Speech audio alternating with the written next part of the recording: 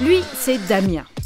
Il est directeur amont fruitier chez Andros. L'amont fruitier, c'est tout cet univers qu'il y a avant nos usines, composé des agriculteurs qui cultivent nos fruits, qui permet de faire des matières premières d'exception pour Andros. Son rôle, cultiver un verger qui respecte les écosystèmes et la biodiversité.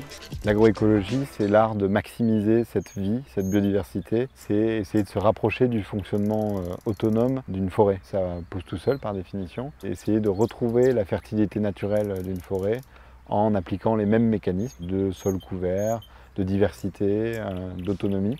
L'objectif est d'être résilient face aux aléas et d'avoir une fertilité productive pendant 100 ans.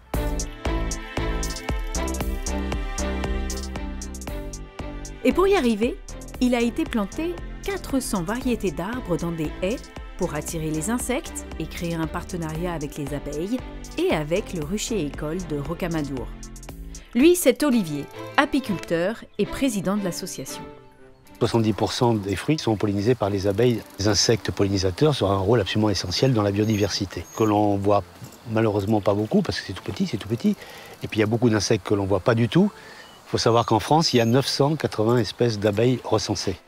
On parle toujours de l'abeille domestique, qui est un peu l'insecte phare. Mais en fait, derrière, il y a 979 autres espèces d'abeilles qui sont aussi des insectes pollinisateurs. Donc il y a un rôle absolument essentiel dans la nature, en fait. Ici, écoliers et citoyens s'initient à l'apiculture. Et certains agriculteurs viennent se ressourcer et partager leurs pratiques. Lui, c'est Sébastien. Il cultive des noix et des framboises et collabore avec le verger expérimental. Alors concrètement, dans l'agroécologie, ce que j'y vois pour mettre ma ferme, c'est déjà d'arrêter les pratiques qui peuvent être néfastes sur ma culture.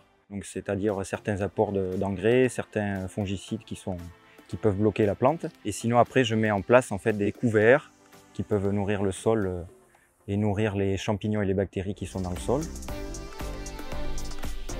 Dans ce petit verger du Lot, Andros explore le champ de la biodiversité pour le bien de tous.